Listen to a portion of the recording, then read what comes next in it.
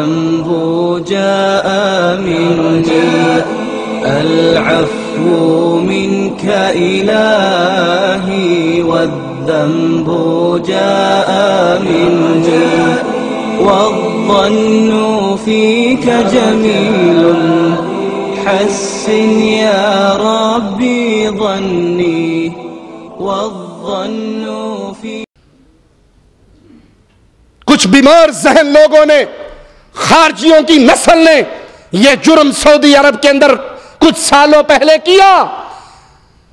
کبھی کہیں حملے اور کبھی کہیں حملے اور کبھی کہیں حملے. اگر کوئی کافر مسلمان حکومت کے اندر عہد و پیمان کے ساتھ رہ رہا ہے اور تم اس کو قتل کرتے ہو تو محمد کریم صلی اللہ علیہ وسلم کی وعید سنیے. آپ نے فرمایا وہ جنت کی خوشبو نہیں پائے گا، حالانکہ جنت کی خوشبو تو 40 سال دور سے بھی سونگھی جائے گی. جميل حسن يا ربي ظني حسن ظني العفو منك إلهي والذنب جاء مني العفو منك إلهي والذنب جاء مني والظن فيك جميل حسن يا ربي ظني والظن فيك جميل حسن يا ربي ظني حسن ظني. يا ربي أنت رجائي أنت يا مجيب دعائي يا ربي أنت رجائي أنت يا مجيب دعائي اغفر يا ربي ذنوبي واستر يا ربي عيوبي اغفر يا ربي ذنوبي واستر يا ربي عيوبي أنت مولاي ارحمني واعف عني أنت يا معين أعني ارحمني واعف عني أنت يا معين. إن الحمد لله نحمده ونستعينه ونستغفره ونعوذ بالله من شرور أنفسنا ومن سيئات أعمالنا. من يهده الله فلا مضل له ومن يضلل فلا هادي له. أشهد أن لا إله إلا الله وحده لا شريك له وأشهد أن محمدًا عبده ورسوله. أما بعد، أعوذ بالله من الشيطان الرجيم. بسم الله الرحمن الرحيم. وأقيموا الصلاة وآتوا الزكاة واركعوا مع الراكعين.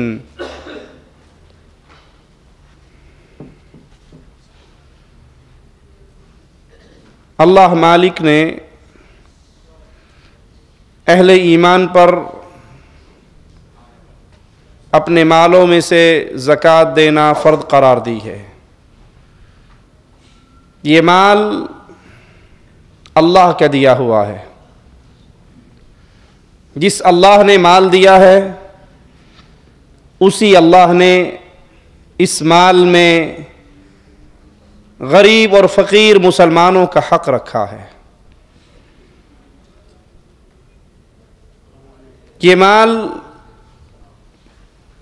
انسان کے لیے بربادی اور ہلاکت کا سبب بھی بن سکتا ہے، اور یہی مال جنت میں اعلیٰ درجات حاصل کرنے کا ایک ذریعہ بھی بن سکتا ہے. اللہ نے جو اس میں حق رکھا اگر وہ انسان ادا کرتا رہے تو یہ مال اللہ کی رحمت اور نعمت بن جاتی ہے، اور اگر اس پہ سانپ بن کے بیٹھا رہے، اس کو گن گن کے جوڑتا رہے جس رب نے دیا ہے اس کے شکر کے طور پہ اس کے بندوں پہ خرچ نہ کرے تو یہ ہلاکت اور بربادی ہے۔ رسول اللہ صلی اللہ علیہ وسلم نے اپنے صحابہ سے پوچھا، تم میں سے کوئی غیر کے مال کا نگران بننا پسند کرے گا، کسی اور کے مال کا محافظ؟ کہا نہیں، ہر بندہ یہ چاہتا ہے وہ اپنے مال کا حفاظت کرے، اپنے مال کی رکھوالی کرے۔ فرمایا اپنا مال وہ ہے جو انسان نے اللہ کے راستے میں خرچ کر دیا، جو رکھا ہوا ہے یہ اس کا نہیں ہے، یہ وارثوں کا ہے، یہ غیروں کا ہے۔ اور کتنا بے وقوف ہے وہ انسان جو جمع کرے، جو سٹور کرے، جو اکٹھا کرے، جو گن گن کے رکھے، اللہ کی راہ میں اپنی جیب سے کچھ نہ نکالے، یہ مر جائے گا، یہ فوت ہو جائے گا۔ اس سارے مال کا سوال قیامت کے دن اس سے ہوگا، مزے اولاد کرے گی۔ تو گناہ کبیرہ ہے، بڑے گناہوں میں سے ایک گناہ یہ بھی ہے کہ انسان اللہ کے دیے ہوئے مال میں سے اس کا حق ادا نہ کرے، زکوٰۃ نہ نکالے۔ یہ ہلاکت بربادی کا پیغام بن جاتا ہے۔ مسلمان حکومت کا، خلافت اسلامیہ کا یہ ذمہ بنتا ہے کہ وہ لوگوں سے زبردستی اگر کوئی انکار کرے تو مسلمان گورنمنٹ، خلافت اسلامیہ، مسلمان حاکم وہ لوگوں سے زکوٰۃ لے، امیروں سے لے اور غریبوں پہ خرچ کر دے۔ بخاری و مسلم میں ہے، رسول اللہ صلی اللہ علیہ وسلم نے فرمایا، مجھے اللہ نے حکم دیا ہے، مجھے یہ حکم ملا ہے کہ میں لوگوں سے قتال کروں، لوگوں سے جنگ کروں، لوگوں سے جہاد کروں۔ یہ جنگ، یہ جہاد، یہ مارکے، یہ قتال، یہ کب تک برپا رہیں؟ جب تک لوگ لا الہ الا اللہ محمد الرسول اللہ کا اقرار نہ کر لیں صلی اللہ علیہ وسلم۔ پیارے نبی کا نام آئے تو محبت سے کہا کریں صلی اللہ علیہ وسلم۔ بدنصیب ہے، محروم ہے وہ انسان جس کے سامنے فاطمہ کے بابا کا نام آئے اور اس کی زبان صلی اللہ علیہ وسلم کا ترانہ نہ پڑھے۔ جب تک انسان لا الہ الا اللہ، اللہ کی توحید، رب کی وحدانیت کا اقرار نہ کر لے، محمد کریم صلی اللہ علیہ وسلم کی رسالت کو تسلیم نہ کر لے، مالک فرماتے ہیں، امام الانبیاء علیہ السلام فرماتے ہیں، مجھے اللہ کی طرف سے حکم ہے میں لوگوں سے قتال کروں، پھر یہ نماز قائم کریں، پھر یہ زکوٰۃ ادا کریں۔ توحید و رسالت کا اقرار، نماز کی ادائیگی، پھر زکوٰۃ کی ادائیگی، اگر یہ کام کر لیں پھر ان کا مال اور ان کی جان محفوظ ہو گئی، سوائے اسلام کے حق سے۔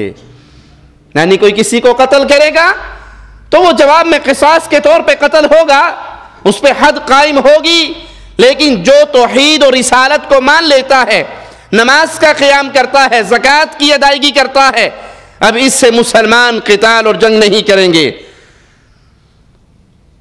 جو قوم زکوٰۃ ادا نہیں کرتی، یہ عمل اتنا منحوس ہے کہ ان کے اس جرم کی وجہ سے آسمان سے بارش نازل ہونا رک جاتی ہے۔ لوگ تو سمجھتے ہیں کہ ہم نے اس سال اتنی زکوٰۃ دبا لی، ہمارا اتنا پروفٹ ہو گیا، اتنا فائدہ ہو گیا، اتنے خسارے سے ہم بچ گئے، اور وہ یہ نہیں سمجھتے کہ یہ جرم کرنے سے اللہ کتنی نعمتوں اور رحمتوں سے ایسے مجرموں کو محروم کر دیتا ہے۔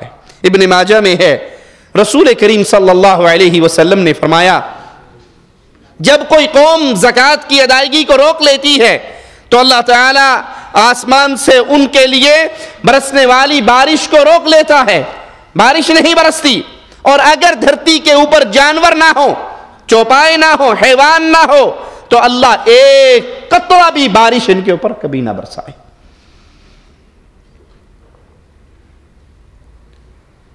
لوگوں نے گھروں میں زیور رکھے ہوئے، پلاٹ خریدے ہوئے، کاروبار میں لگے ہوئے، وہ کاروبار سے کاروبار بڑھا رہے، وہ روپے سے روپیہ جوڑ رہے، وہ زیور سے زیور اکٹھا کر رہے، لیکن دل میں یہ گمان نہیں آتا کہ جس رب نے ہمیں یہ مال دیا ہے اس اللہ نے اس میں فقراء اور غریبوں کا حق رکھا ہے، ہم وہ حق نکالیں، وہ اس کا حصہ نکالیں تاکہ اللہ ہم سے راضی ہو کے اور عطا فرمائے۔ اللہ کے خزانوں میں کمی تو نہیں، آپ اللہ کو دو گے تو اللہ سے بڑھ کر انعام کرنے والا کون ہو سکتا ہے؟ لیکن اگر اس مال کو اس پہ سانپ بن کر بیٹھ جاؤ گے تو اللہ کے حبیب علیہ السلام فرماتے ہیں آسمان سے ایک قطرہ بارش نہ برسے اگر اس دھرتی پہ جانور، حیوان اور چوپائے نہ ہوں۔ صحیح مسلم میں ہے، اللہ کے نبی صلی اللہ علیہ وسلم نے فرمایا جو شخص اپنے مال کی زکوٰۃ ادا نہیں کرتا، جو شخص اپنے مال کی زکوٰۃ ادا نہیں کرتا، یہ مال قیامت کے دن اس کو آگ کی تختیاں بنا دیا جائے گا۔ اس مال کو، اس سونے کو، اس چاندی کو، اس زیور کو، اس کے اس مال کو سونے کی تختیاں بنا دیا جائے گا جس سے اس کے دونوں پہلو، اس کی پشت اور اس کی پیشانی پہ داغ لگائے جائیں گے۔ سردیوں کا موسم ہے نا، گرم پانی سے آپ وضو کرتے ہیں اور غلطی سے اگر گرم پانی کی ٹونٹی کھل جائے اور آپ کا ہاتھ نیچے آ جائے، ٹھنڈے کی نہ کھلے تو کتنی تکلیف ہوتی ہے۔ یہ ہلکا سا گرم پانی دنیا کی آگ کا، اور سوچئے وہ مال، وہ دھات جو جہنم کی آگ پہ آگ کی تختیاں بنیں گے، اور اس مال رکھنے والے کو، اس اکاؤنٹ کے اندر سیو کرنے والے کو، فقیروں کو اس کی ہوا نہ لگوانے والے کو، کوئی بھوک سے مرتا ہے تو مر جائے، کوئی غربت سے مرتا ہے تو مر جائے، لیکن یہ اپنے مال میں سے اللہ کا مقرر کردہ حق نہیں نکالتا لوگوں کے لیے، قیامت کے دن یہ مال آگ کی تختیاں بنیں گی جس سے اس کے پہلو داغے جائیں گے، اس کی کمر اور اس کی پیشانی کو داغا جائے گا، اور یہ دن، غور سے سنیے گا، اور یہ دن 50,000 سال لمبا ہوگا۔ اللہم لا تجعلنا منہم ولا معہم ولا فیہم۔ اللہ ہمیں ان بد نصیبوں میں شامل نہ فرمانا۔ جب تک لوگوں کا فیصلہ نہیں ہو جائے گا زکوٰۃ ادا نہ کرنے والے کو یہ عذاب ملتا رہے گا۔ 50,000 سال لمبا دن ہے، اپنا سونا، اپنا زیور، اپنا مال، اس میں سے زکوٰۃ ادا نہیں کی، اب یہ آگ کی تختیاں بن گئی، داغا جا رہا ہے، اور جب تک لوگ آخری آدمی تک حساب و کتاب سے فارغ نہیں ہوں گے اس مجرم کو اس کی یہ سزا ملتی رہے گی، پھر اس کے بعد فیصلہ ہوگا کس نے جنت میں یا جہنم میں جانا ہے۔ صحیح بخاری میں ہے، رسول اللہ صلی اللہ علیہ وسلم نے فرمایا جس کو اللہ مالک نے مال عطا کیا، پھر اس نے اپنے مال میں سے زکوٰۃ نہیں نکالی تو مال اس کے لیے زہریلا، خوفناک، خطرناک سانپ اژدہا کی صورت اختیار کر لے گا، وہ توق بنا کر اس کے گلے کے اندر ڈال دیا جائے گا۔ فرمان کس کا ہے؟ محمد کریم صلی اللہ علیہ وسلم کا۔ پیارے حبیب کی کوئی بات غلط ہو سکتی؟ جس کے دل میں ایک ذرے کے برابر یہ تصور پیدا ہو جائے کہ نبی کریم کی بات صحیح بات نہیں ہو سکتی، یہ کافر ہے، مسلمان باقی نہیں رہا۔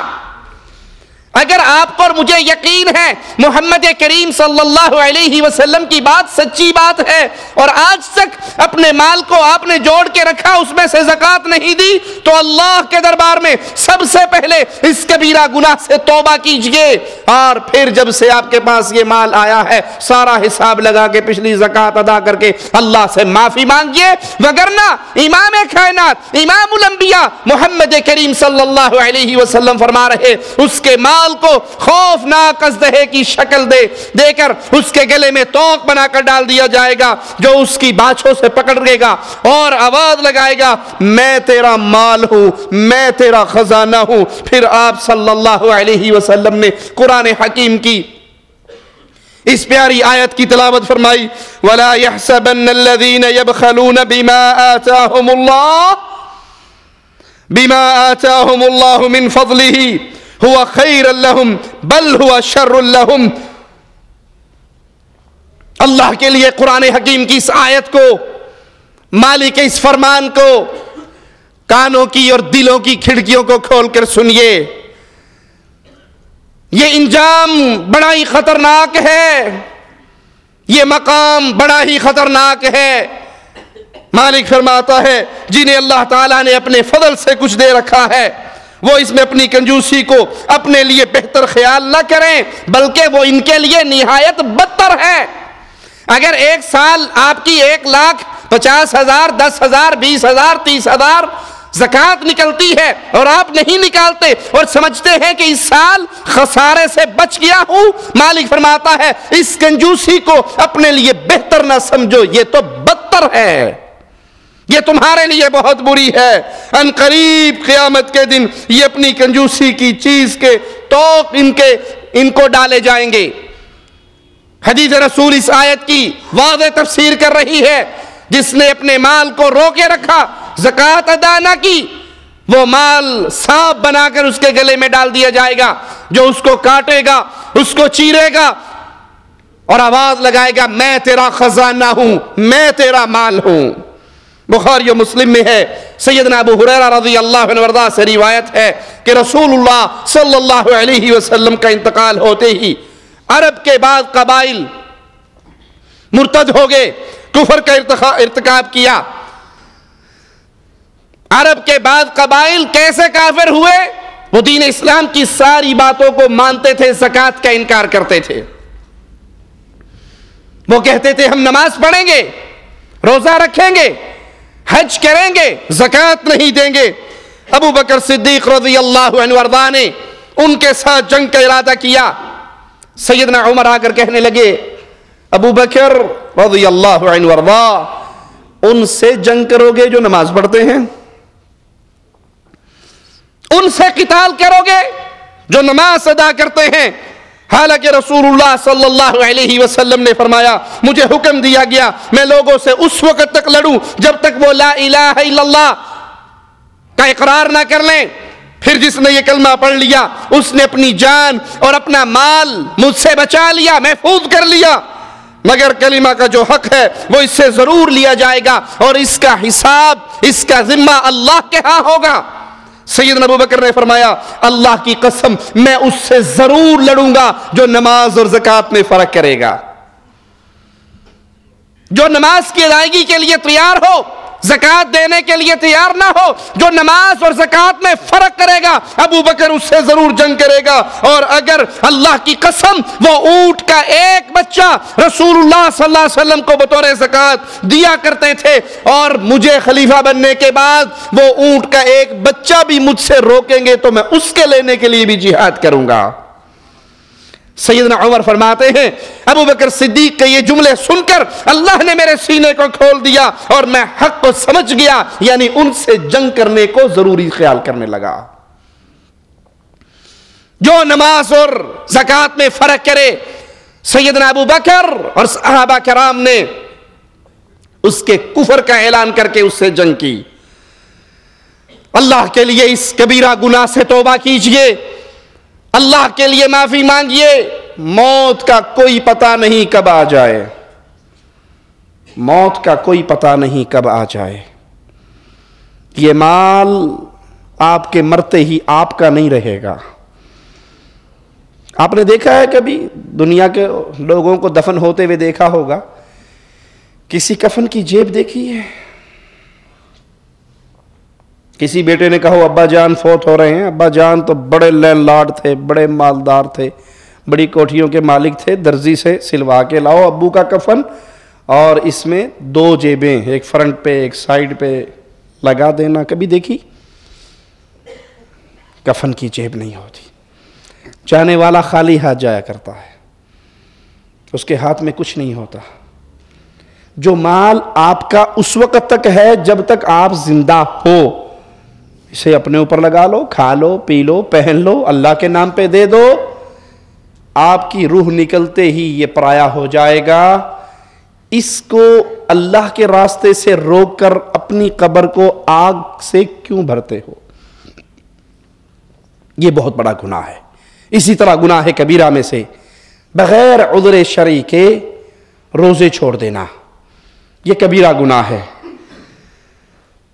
قرآن و سنت کے دلائل سے یہ بات ثابت ہے کہ رمضان کے روزے ارکان اسلام میں سے ایک رکن ہے۔ رمضان کے روزے ایک رکن ہے، یہ فرض ہیں۔ قرآن حکیم ہمیں اس کی خبر دیتا ہے، یا ایھا الذین آمنوا کتب علیکم الصیام کما کتب علی الذین من قبلکم، اے اہل ایمان تم پہ اللہ نے روزے فرض کیے ہیں جیسے تم سے پہلے لوگوں پہ، پہلی امتوں پہ اللہ نے فرض کیے۔ مالک فرماتا ہے کہ تم میں سے جو بھی ماہ رمضان کو پائے اس کو چاہیے پھر وہ روزہ رکھے۔ یہ روزہ رکھنا عبادت ہے، یہ رکن ہے اسلام کے ارکان میں سے۔ بخاری و مسلم میں ہے، ابن عمر رضی اللہ عنہ وارضا سے ایک آدمی نے کہا، آپ ہر سال حج کرتے ہیں، ہر سال عمرہ کرتے ہیں، اور آپ نے اللہ کے راستے میں جہاد کرنا کیوں چھوڑ دیا؟ تو ابن عمر رضی اللہ عنہما فرماتے ہیں، میں نے رسول اللہ صلی اللہ علیہ وسلم کو یہ فرماتے ہوئے سنا کہ اسلام کی بنیاد 5 چیزوں پر ہے، اور وہ 5 چیزیں کیا ہیں؟ پہلی چیز لا الہ الا اللہ محمد الرسول اللہ کی گواہی، 2 باتوں کی گواہی کہ اللہ کے علاوہ کوئی الہ برحق نہیں ہے، کوئی معبود برحق نہیں، کوئی عبادت کے قابل نہیں، کوئی نہیں جس کے لیے قربانی ہو، ذبح ہو، نذر ہو، نیاز ہو، جس کو پکارا جائے۔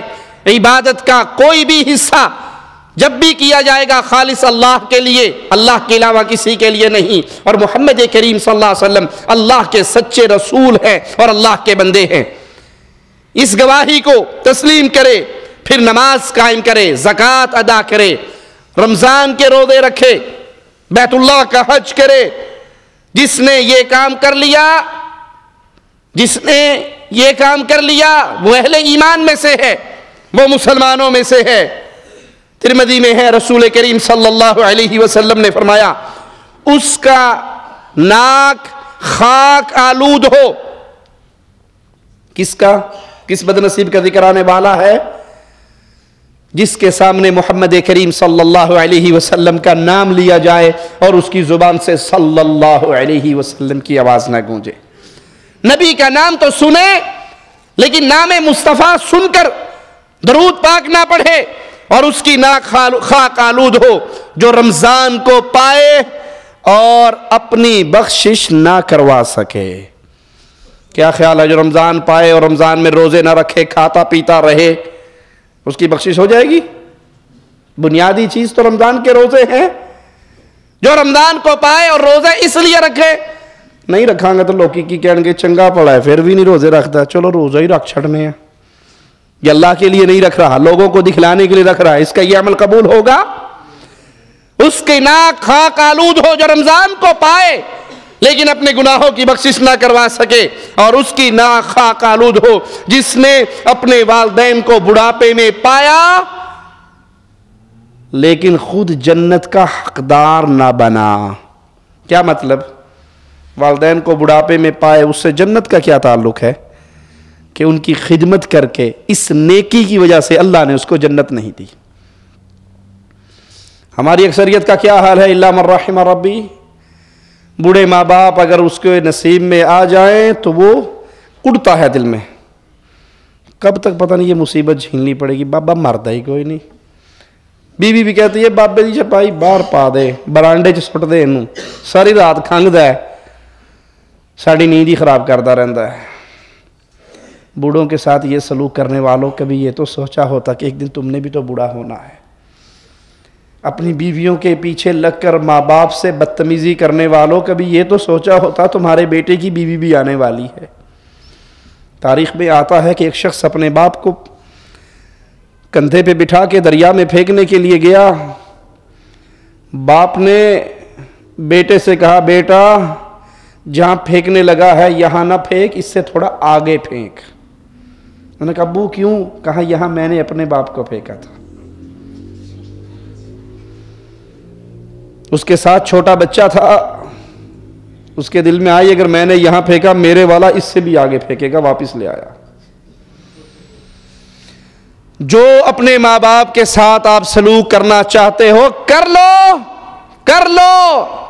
آخرت تو اگلے جہان میں ہے. ماں باپ کے ساتھ بدسلوکی وہ گناہ ہے جس میں اس مجرم کو دنیا میں بھی سزا ملتی ہے.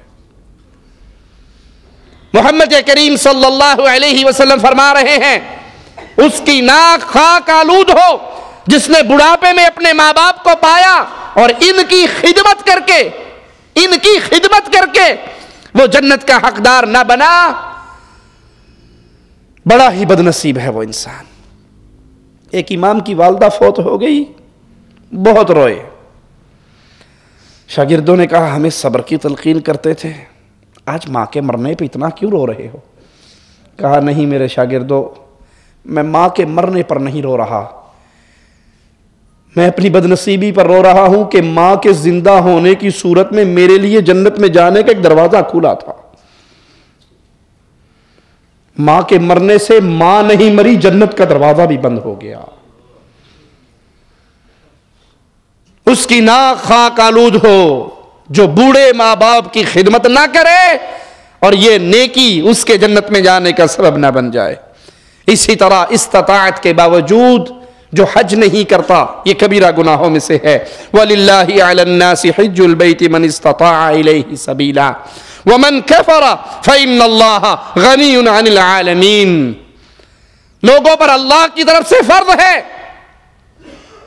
یہ اللہ کا حکم ہے, یہ اللہ کی طرف سے فریضہ ہے کہ جو استطاعت پائے راستے کا خرچ اس کے پاس ہو, صحت مند ہو, مواحد ہو, حالت ایمان میں ہو, وہ جائے اللہ کے گھر کا حج کرے. وَمَنْ كَفَرْ, اور جو کفر کرتا ہے اللہ کے اس فریضے کو, اللہ کی طرف سے آئے ہوئے اس حکم کو ٹھکرا دیتا ہے, صحت بھی ہے, مال بھی ہے, استطاعت بھی ہے, لیکن پھر بھی وہ حج کے لیے نہیں جاتا, تو اللہ تعالی تمام دنیا سے بے پرواہ. مالک نے اس آیت میں حج کی فرضیت بھی بیان کی اور استطاعت کے باوجود حج نہ کرنے والوں کے کفر کی طرف رہنمائی بھی فرما دی. سوچئے ذرا, جو بیچارے اس پاک سرزمین پہ نہیں رہتے, جنہیں سعودی عرب میں آنا نصیب نہیں, اپنے اپنے ملکوں میں ہیں, ان کے شوق کا تو یہ حال ہے کہ وہ جوانی سے ہی اپنے لیے کچھ نہ کچھ جوڑنا شروع کر دیتے ہیں. یا کوئی گورنمنٹ ملازم ہوتے ہیں, وہ امید پہ ہوتے ہیں پینشن ملے گی تو اللہ کے گھر جائیں گے. کتنے بدنصیب وہ ہیں جو اس دھرتی پر آنے کے باوجود کئی سال گزر جاتے ہیں, انہیں اللہ کے گھر جانے کی توفیق. میں ایسے بدنصیبوں کو جانتا ہوں جو 10 سال سے اس سرزمین پہ رہ رہے ہیں, ایک دفعہ بھی انہوں نے عمرہ نہیں کیا.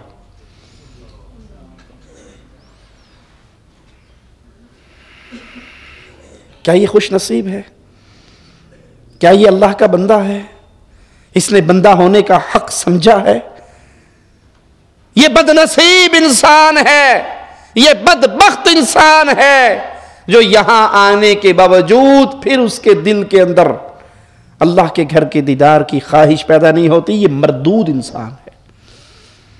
بخاری و مسلم میں ہے, رسول اللہ صلی اللہ علیہ وسلم نے فرمایا جس نے حج کیا, دوران حج جنسی باتوں سے پرہیز کیا, اللہ تعالیٰ کی نافرمانیوں سے پرہیز کیا, اور وہ اپنے گناہوں سے اس طرح پاک ہو گیا جس طرح ماں کے پیٹ سے پیدا ہوا تھا. جو حج کرے, جنسی باتوں سے بچے, گناہوں کی باتوں سے بچے, حالت ایمان میں ہو, مواحد ہونا پہلی شرط ہے. ایسے حاجی کو حج کرنے کا کوئی ثواب نہیں ملتا جو حج کرنے کے بعد پھر فون کرتا ہے لاہور میں حج کر لیا ہے, داتا صاحب دے دیگ چاڑ آؤ کتے قبول ہو جوے. اس طرح کے حج ابو جہل نے بہت کیے تھے. اس حج کا کوئی فائدہ؟ حج کے لیے بنیادی شرط ہے آپ جو ترانہ پڑھتے ہوئے آ رہے ہو, لبیک اللہم لبیک لبیک لا شریک لک لبیک, اس کو سمجھ کے پڑھو. توحید ہے تو حج قبول, توحید نہیں ہے ہر سال گیڑے مارتے جاؤ, جیسے آؤ گے ویسے جاؤ گے. مشرک کی کوئی عبادت رب قبول. اور جو حالت توحید میں ہو, پھر بینک مینیجر نہ ہو, سود کا کاروبار کرنے والا نہ ہو, حلال رزق کمانے والا ہو, وہ حج کے لیے آئے, پاکیزہ کمائی لے کر آئے, گناہوں سے بچے, جنسی باتوں سے بچے, سنت کے مطابق حج کرے. محمد کریم گارنٹی دیتے ہیں یہ ایسا اپنے گھر کو لوٹے گا جیسے آج اپنی ماں کے پیٹ سے جنم لیا ہے. ترمذی میں ہے, رسول کریم صلی اللہ علیہ وسلم نے فرمایا بار بار حج و عمرہ کرو, بار بار حج و عمرہ کرو, کیونکہ یہ دونوں کام تمہیں دو انعام مل رہے ہیں. حج اور عمرہ کرنے سے مالک دو انعام دے رہا ہے. بار بار عمرے کرو, بار بار حج کرو, کیا ملے گا؟ سب سے پہلے اللہ تعالیٰ غربت کو ختم کر دے گا. یہ فرمان محمد کریم صلی اللہ علیہ وسلم, غربت کو اللہ ختم کر دے گا. اور دوسرا فائدہ, تمہارے نامہ اعمال میں سے گناہوں کو دھو دے گا. بظاہر حج عمرہ کرنے میں پیسہ لگتا ہے, بظاہر پیسہ لگتا ہے, لیکن اس کے بدلے میں اللہ تمہیں کہاں سے کیا رزق عطا فرمائے گا تم سوچ بھی نہیں سکتے. بار بار حج و عمرہ کرو, اس سے تمہارے گناہ اور غربت ختم کر دیے جائیں گے. جس طرح بھٹی لوہے, سونے اور چاندی کی میل کچیل کو صاف کر دیتی ہے. زنگ لگے ہوئے لوہے کو آگ میں ڈالو, زنگ باقی رہتا ہے. سونا چاندی کی میل سنار آگ میں ڈالتا ہے, بالکل صاف ہو کر خالص سونا نکل آتا ہے. محمد کریم صلی اللہ علیہ وسلم فرماتے ہیں جس طرح لوہے سونے چاندی کے میل کو بھٹی میں ڈال کے ختم کر دیا جاتا ہے, بار بار حج اور عمرہ کرو, تم گناہوں سے ایسے پاک ہو جاؤ گے. اور جس کا حج اللہ قبول فرما لے اس کی جزا سوائے جنت کے کچھ بھی نہیں ہے. عمل بھی پیارا ہے اور جزا بھی کتنی عظیم. حج مقبول ہو جائے رب کے در میں, اس کی جزا, اس کا ٹھکانہ, اس کا مقام اللہ کی جنت ہے. کسی مومن کو ناحق قتل کرنا گناہ کبیرہ ہے.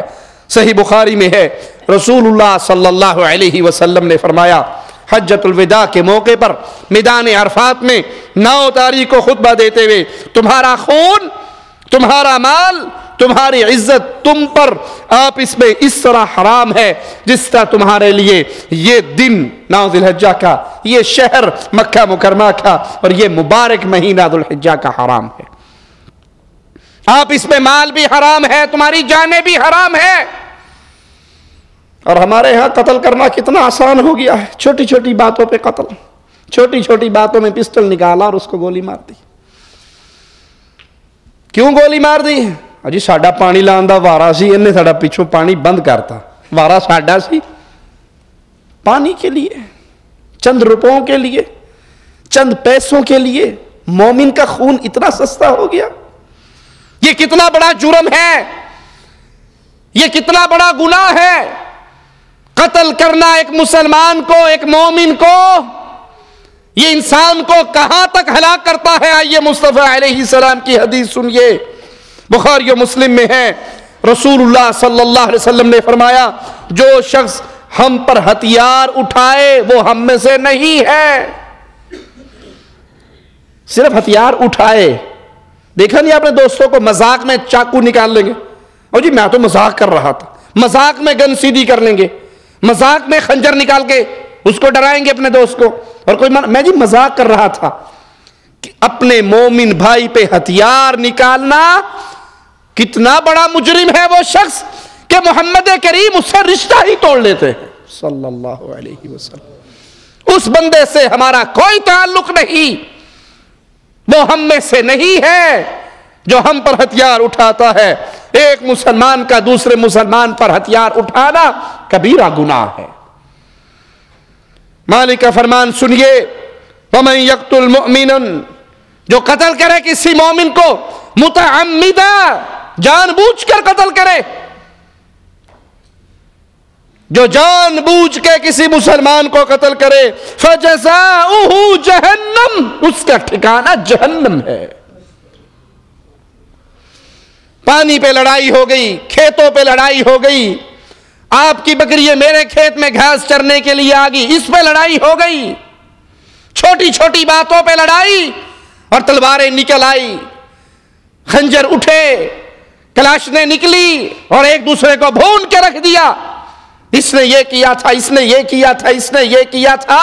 مالک کا فرمان، اللہ کی کتاب قرآن حکیم، جس نے کسی مومن کو جان بوجھ کے قتل کیا اس کا ٹھکانہ جہنم ہے، خالدن فیہا، ہمیشہ اس جہنم میں رہے گا۔ وغضب اللہ علیہ ولعنہ وعد لہ عذابا عظیما، ایک تو یہ جہنم میں گیا، پھر اس پر اللہ کا غضب برسا، اللہ کی لعنت برسی، اور اللہ نے اس کے لیے بہت بڑا عذاب تیار کر دیا۔ جس عذاب کو اللہ کہے یہ بہت بڑا عذاب ہے، جس عذاب کو اللہ کہے یہ بہت بڑا عذاب ہے، وہ عذاب کیسا ہوگا؟ دنیا کا عذاب، دنیا کی آگ انسان برداشت کر سکتا ہے؟ جون جولائی کے مہینے میں روٹی لینے نہیں جاتے تندور پہ؟ اس آگ سے کتنی دور کھڑے ہوتے ہو؟ اور یہ آگ جہنم کی آگ کا ایک حصہ ہے۔ جہنم کی آگ اس آگ سے 69% زیادہ سخت ہے، وہ 70 گنا، اور 70 میں سے ایک حصہ دنیا کی آگ۔ یہ آگ برداشت نہیں ہوتی، اس کی تپش برداشت نہیں ہوتی۔ ذرا ذرا سی بات پر بھائیوں کو قتل کرنے والوں، مسلمانوں کو قتل کرنے والوں، قتل تو مذاق بن گیا۔ مجھے ایک ساتھی نے واقعہ سنایا، ایک ماموں نے اپنے بھانجے کو، وہ یتیم ہو گیا تھا، خود پالا، بڑا ہو گیا، الگ اس نے مکان لے لیا، سچا واقعہ ہے پنجاب کے ایک گاؤں کا۔ ماموں نے بھی کبوتر رکھے ہوئے تھے، بھانجے نے بھی کبوتر رکھے ہوئے۔ ماموں کا کبوتر اڑ کے بھانجے کے گھر کے سامنے والی تار پہ بیٹھ گیا۔ اب وہ سگا بھانجا ہے، ماموں نے باپ بن کے اسے پالا ہے، یہ آیا اور کبوتر اڑانے کے لیے پتھر اٹھایا۔ بھانجے نے کہا ماما کبوتر نہ اڑائیں، میری چھت پہ آ کے بیٹھا ہوا ہے، میں پکڑوں گا، نہ اڑانا۔ اس نے کہا چل نہ اڑانا، پتھر اٹھایا، مار دیا، کبوتر اڑ گیا۔ بھانجا اندر گیا، پسٹل لایا اور موقع پہ مار دیا ماموں کو۔ قتل تو مذاق بن گیا، قتل تو کھیل بن گیا۔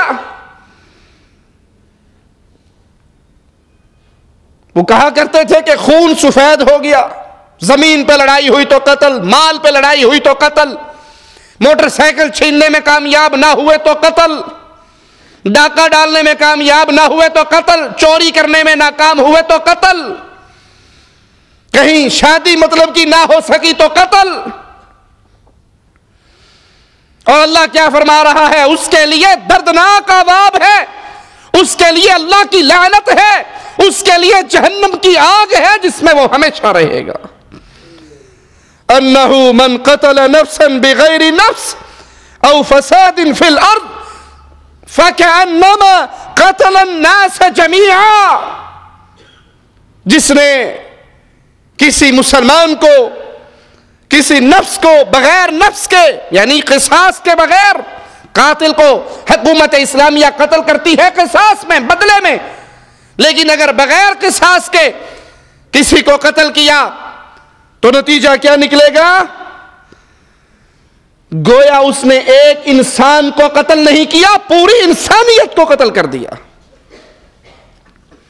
اور ابھی تو نہ قتل کرنے والے کو پتا ہے میں کیوں قتل کر رہا ہوں، نہ مارنے والے کو پتا ہے میں کیوں مار رہا ہوں، نہ مرنے والے کو پتا ہے میرا جرم کیا ہے۔ سائیکل میں بم فٹ کیا، یہ گھر سے سبزی لینے کے لیے نکلا تھا، خون میں لتھڑی ہوئی لاش نکل لے کے آ گئی۔ مسجدوں پہ حملے، مدرسوں پہ حملے، جلوسوں پہ حملے، بازاروں میں حملے،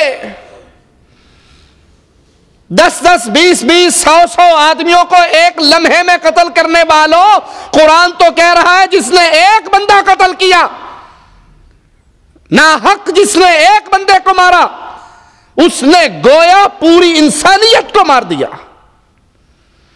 قیامت کے دن اس خون کا کیا جواب دو گے؟ قیامت کے دن اس خون کا بوجھ کیسے اٹھاؤ گے؟ بخاری و مسلم میں ہے، محمد کریم صلی اللہ علیہ وسلم فرماتے ہیں جب دو مسلمان اپنی اپنی تلواریں سوچ کر تیار کر کے ایک دوسرے کو مارنے کی نیت سے ملتے ہیں تو قاتل اور مقتول دونوں جہنمی ہیں۔ صحابہ نے کہا یا رسول اللہ صلی اللہ علیہ وسلم، قاتل جہنمی ہے یہ تو سمجھ آ گیا، قاتل جہنمی ہے یہ بات تو سمجھ آ گئی، مقتول کیوں جہنمی ہے؟ وہ تو مارا گیا، وہ تو قتل ہو گیا۔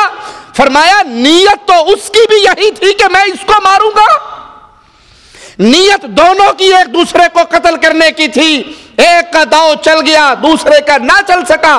اپنے گھر سے اپنے مسلمان بھائی کو قتل کرنے کے ارادے سے نکلنے والا مقتول، قتل کے ارادے سے نکلنے والا قاتل، دونوں کا ٹھکانہ جہنم ہے۔ یہ کھیل تماشا نہیں ہے، یہ گڈی گڈے کا کھیل نہیں ہے ایجنسوں کے لیے آ کر قتل کر جاؤ، سیاسی قتل ہو، مذہبی قتل ہو۔ مسلمان بھائی کا خون بڑا قیمتی ہے، مسلمان کا خون بڑا قیمتی ہے، اور اس کی سزا بہت بڑی سزا ہے۔ رسول کریم صلی اللہ علیہ وسلم کا فرمان سنیے، بات بات پہ تلواریں نکالنے والوں، بات بات پہ چھرے نکالنے والوں، چھوٹی چھوٹی بات پہ پستل تان لینے والوں، اللہ کے نبی علیہ السلام کیا فرما رہے؟ ایک مسلمان کے قتل کے مقابلے پہ پوری دنیا تباہ و برباد ہو جائے، اللہ کے نزدیک یہ زیادہ معمولی بات ہے۔ ایک مسلمان کے قتل کے مقابلے پہ، ترمذی کے اندر یہ روایت موجود ہے، ایک مسلمان کے قتل کے مقابلے پہ پوری دنیا برباد ہو جائے، اللہ کے نزدیک یہ معمولی بات ہے کہ پوری دنیا ہلاک ہو گئی، لیکن ایک مسلمان کا خون معمولی نہیں ہے، ایک مومن کا خون معمولی نہیں ہے، ایک مومن کی جان معمولی نہیں ہے۔ ترمذی میں ہے، رسول کریم صلی اللہ علیہ وسلم نے فرمایا، سنیے ذرا پیارے حبیب علیہ السلام کا یہ پیارا فرمان، اگر زمین و آسمان کے رہنے والے، زمین و آسمان کے رہنے والے ایک مومن کے قتل پر اکٹھے ہو جائیں، شریک ہو جائیں اس گناہ میں، سارے زمین والے، سارے آسمان والے ایک مسلمان کے قتل میں شریک ہو جائے تو اللہ ان سب کو اونڈے منہ کر کے جہنم میں پھینک دے گا۔ اب تو جاہل مولویوں کے پیچھے لگ کر وہ اس کو مار دیتا ہے، وہ اس کو مار دیتا ہے۔ جاہل مولوی فتوے دیتے ہیں مریدوں کو، مار دو اس کو، یہ گستاخ رسول ہے۔ یہ فیصلہ کرنا کہ یہ گستاخ رسول ہے اس مولوی کا کام ہے یا علم کے اندر راسخ علماء کا کام ہے، جس نے صرف ختم دینا ہی سیکھا ہے، درباروں پہ چادریں چڑھانی سیکھی ہے، جس کو علم کا پاس بھی نہیں ہے، اسے قتل کر دو۔ کیوں؟ گستاخ رسول ہے۔ کیا گستاخی کی؟ اردو نیوز میں میں نے خود یہ خبر پڑھی، پاکستان میں ایک مسجد کے دروازے پہ میلاد شریف کا اشتہار لگا، اس مسجد کا مولوی باہر نکلا، اس نے اس جلوس سے میلاد کا اشتہار پھاڑ دیا، عدالت میں کیس گیا، اس کو گستاخ رسول کے کیس کے تحت پھانسی کی سزا دے دی گئی۔ بھائی یہ میلاد رسول صلی اللہ علیہ وسلم دین نہیں ہے، عبادت نہیں ہے، یہ بدعت ہے۔ پیارے حبیب کا میلاد نہ حبیب علیہ السلام نے اپنی زندگی میں منایا، نہ ابو بکر کے دور خلافت میں، نہ عمر، عثمان، علی، حسن، معاویہ رضوان اللہ علیہ مجمعین کے دور خلافت میں منایا گیا، نہ صحابہ کے ادوار میں، نہ تابعین کے ادوار میں، نہ تبع تابعین کے ادوار میں۔ یہ تو 600 سال کے بعد ملک اربل کے بادشاہ ملک مظفر نے اس بدعت کو پہلی دفعہ آغاز کیا، جس بدعت کا دین میں وجود نہیں ہے، اس کے اشتہار کو پھاڑنے کی وجہ سے مولویوں کے فتووں کے پیچھے لگ کر اشتہار پھاڑنے والے کو گستاخ رسول قرار دے کے پھانسی پہ چڑھا دو۔ بے علم جاہل مولوی، جی آپ کو نہیں پتا، بڑا گستاخ ہے۔ کیا گستاخ ہے؟ اس نے نعلین پاک کا ترجمہ جوتی کیا ہے۔ نعلین پاک، رسول اللہ علیہ وسلم کے نعلین پاک، اس کو یہ کہتا ہے یہ نبی کی جوتی ہے۔ تم ترجمہ نہیں کرتے، رسول اللہ علیہ وسلم کی زلف مبارک تم نہیں کہتے، نبی کا سینہ مبارک تم نہیں کہتے، نبی کا دست مبارک تم نہیں کہتے۔ سینہ اردو کا لفظ ہے یا عربی کا؟ اردو کا۔ زلف مبارک یہ عربی کا لفظ ہے، دست مبارک یہ عربی کا لفظ ہے، پسینہ مبارک یہ عربی کا لفظ ہے۔ کالی کملی والا تم کہتے ہو، کالی کملی عربی کا لفظ ہے۔ اگر نبی صلی اللہ علیہ وسلم کی ردا کا ترجمہ کالی کملی ہو سکتا ہے، ید کا ترجمہ دست مبارک ہو سکتا ہے، تو نعلین مبارک کو اگر کوئی جوتی کہہ دے تو اس میں کیا گستاخی ہے؟ نہیں جی، بس واجب القتل ہے، اس کی گردن کاٹ دی جائے۔ اور محمد کریم صلی اللہ علیہ وسلم خبر دے رہے ہیں، اگر آسمان و زمین والے کسی مسلمان مومن کے قتل میں شریک ہو جائے، اللہ ساروں کو اوندا منہ کر کے لازمی جہنم میں ڈالے گا۔ ابو داؤد میں ہے، رسول اللہ صلی اللہ علیہ وسلم نے فرمایا، جو شخص مومن کو قتل کرے، مسلمان مواحد مومن کو قتل کرے اور پھر اپنے اس گناہ پر خوش ہو، مومن کو قتل کیا پھر اپنے اس گناہ پر خوش ہوا، پیارے حبیب کا جملہ سنیے، محمد کریم صلی اللہ علیہ وسلم کا فرمان سنیے، اللہ ایسے آدمی کا نہ کوئی فرض قبول کرے گا نہ نفل قبول کرے گا۔ اب تو ٹھیکہ لے لیا ہے جاہلوں نے، مشین گن ان کے مدرسے میں فٹ ہے، یہ گستاخ رسول۔ کیوں جی؟ یہ کہتا ہے اللہ کے نبی کو علم غیب نہیں تھا، بڑا گستاخ ہے۔ یہ گستاخ رسول کیوں؟ یہ کہتا ہے نبی بشر تھے، بڑا گستاخ رسول، واجب القتل، مار دو وابی کو۔ نبی کو بشر کہنا گستاخی ہے۔ سورۃ کہف 16واں پارہ آخری آیت مالک اپنے نبی سے کہلواتا ہے، محمد کریم قل انما انا بشر مثلکم، ان کو بتاؤ، ان کو کہو، ان کو سناؤ، میں بشر ہوں تمہاری طرح کا۔ بشریت میں جیسے تم اولاد آدم میں سے ہو، محمد کریم اولاد آدم میں سے ہیں صلی اللہ علیہ وسلم۔ تمہارے ماں باپ ہیں، محمد کریم کے ماں باپ تھے، تمہارے چچا پھوپھیے بیویے بیٹے نسل اولاد تو محمد کریم کی نسل اولاد آل اہل بیت، یہ سب کچھ تھا۔ نبی کو بشر کہنا گستاخی، اور اس پہ واجب القتل کے فتوے دینے والوں ابو بکر نے کہا رضی اللہ عنہ وارضا محمد کریم بشر، سیدہ عائشہ نے کہا محمد کریم بشر، عبداللہ ابن عباس نے کہا محمد کریم بشر، قرآن حکیم کہتا ہے محمد کریم بشر۔ جس نے قتل کیا مومن کو اور پھر خوش ہوا میں نے مارا ہے، کیوں مارا ہے؟ ہمیں مولوی صاحب نے کہا تھا ایک وہابی کو مارنا 100 یہودی مارنے سے زیادہ بہتر ہے۔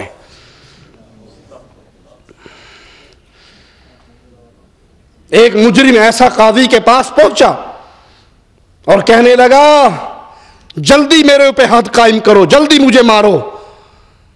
قاضی صاحب کہنے لگے آپ کو اتنی جلدی کیا ہے؟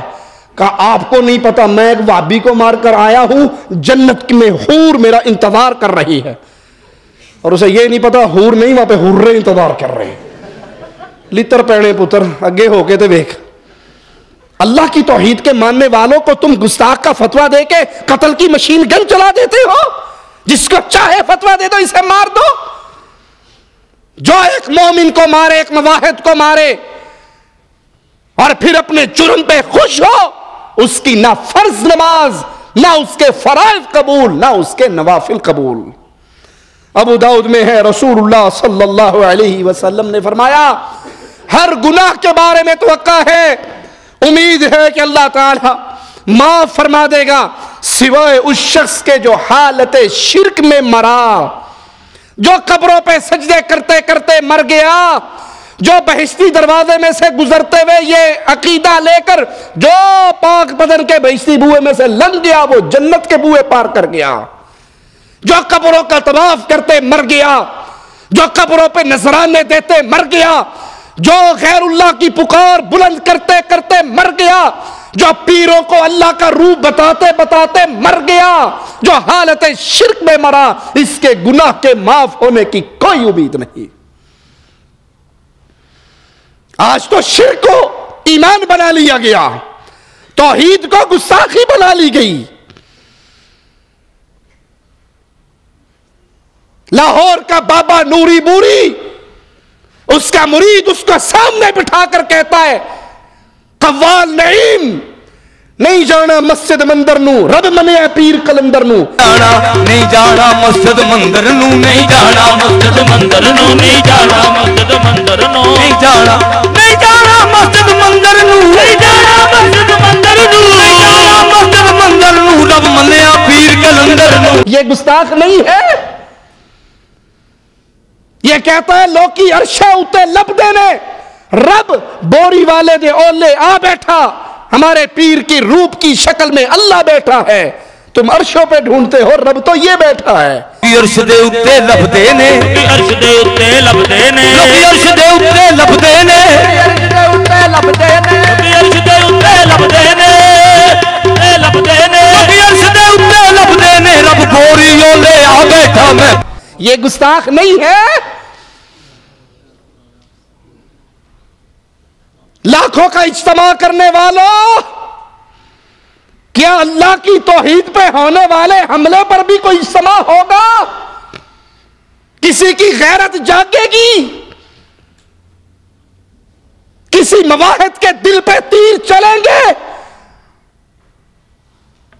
کہ آج اللہ کی توحید پہ حملہ ہوا ہے, آج توحید کی اس قسم پہ حملہ ہوا ہے جس قسم کو ابو جہل نے مان لیا تھا. اس کو کوئی گستاخ نہیں کہے گا, اس پر کسی کی زبان حرکت میں نہیں آئے گی, اس پر کسی کا قلم نہیں چلے گا. کیوں؟ یہ میرے رب کی توحید ہے نا, اس لیے. یہ میرے رب کی عزت ہے اس لیے. تمہیں سارے غم ہے, سارے دکھ ہے, رب کی توحید پہ ہونے والے مشرکوں کے ان عقیدوں کے حملوں کا بھی کوئی دکھ ہے کسی کو؟ افسوس, اہل حدیث اہل توحید اجنبی ہو گئے. افسوس, رب کی وحدانیت کا نعرہ لگانے والے اجنبی ہو گئے. افسوس, لا الہ الا اللہ کے عقیدے کا دفاع کرنے والے تنہا ہو گئے. ان کے اوپر تو گستاخ رسول کے فتوے لگتے ہیں, گستاخ اولیاء کے فتوے لگتے ہیں, لیکن شرک اکبر کرنے والے کو کوئی مشرک کہنے کے لیے بھی تیار نہیں ہے. اس کے لیے اپنے سٹیج سے نعرہ رسالت لگ جائے, اس پہ بھی دڑ وٹ جاتے ہیں کہ قربانی کی کھالیں بھی لینی ہے اور چندے بھی آنے ہیں. انا للہ و انا الیہ راجعون. مصطفیٰ فرما رہے صلی اللہ علیہ وسلم, جو حالت شرک میں مر گیا اس کے گناہ کی معافی کی کوئی امید نہیں, اور جس نے کسی مومن کو جان بوجھ کے قتل کر دیا اس کے گناہ کی بھی معافی کی توقع نہیں ہے. بخاری و مسلم میں ہے, رسول اللہ صلی اللہ علیہ وسلم نے فرمایا قیامت کے دن سب سے پہلے خون کا فیصلہ کیا جائے گا. مسلمان سے کھیلنے والوں, مسلمانوں کی لاشیں گریں اور تم اپنے مدرسوں میں بیٹھ کے فتوے جاری کرو, فلاں کو قتل کر دو اور فلاں کو قتل کر دو اور فلاں کو قتل کر دو. تم اعلان کرو اپنے جلسوں میں کہ اب اسلحہ خرید لو.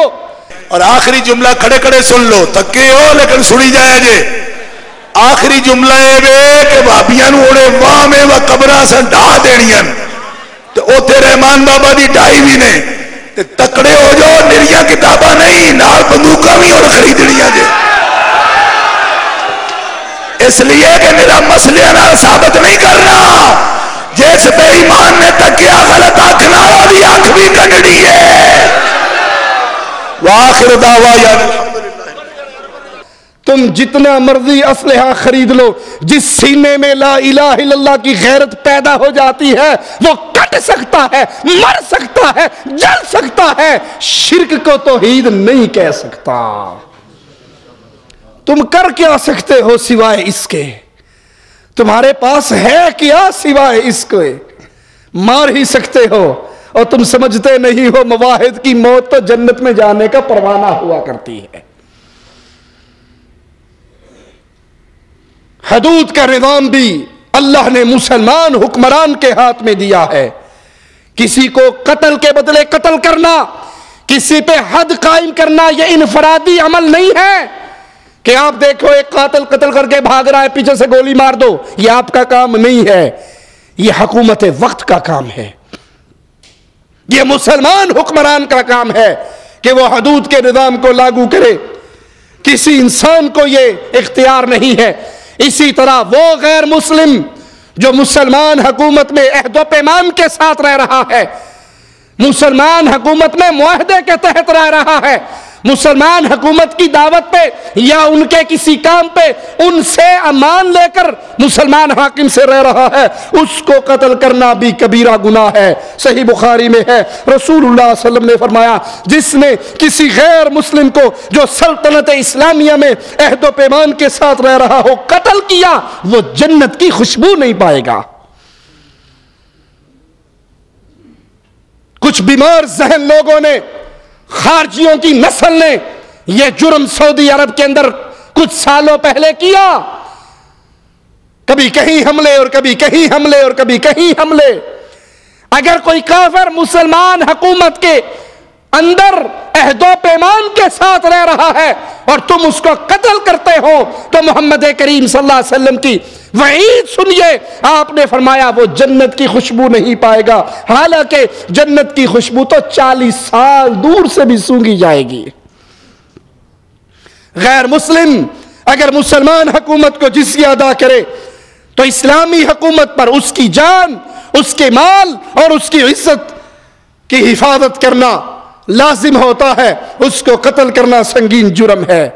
اللہ سے دعا ہے اللہ ہماری خطاؤں کو معاف فرمائے، اللہ ہماری سیاہکاریوں کو معاف فرمائے، اللہ ہمیں غیرت ایمان عطا فرمائے، غیرت توحید عطا فرمائے، لا الہ الا اللہ کی آوازیں کو سمجھ کر آگے پہنچانے کی توفیق عطا فرمائے، ہر کبیرہ گناہ سے بچائے، صغیرہ گناہ سے بچائے. اللہ ہمیں اس حال میں موت دینا، اے اللہ تو ہم سے راضی ہو، اللہ ہمیں اس حال میں موت دینا، اپنی رحمت سے تو نے ہمارے گناہوں کو معاف فرما دیا ہو. اللہ اس حال میں موت دینا تو ہم سے راضی ہو، ہم تجھ سے راضی ہو. اقول قولی ھذا واستغفر اللہ لی ولکم ولسائر المسلمین فاستغفروہ انہ هو الغفور الرحیم.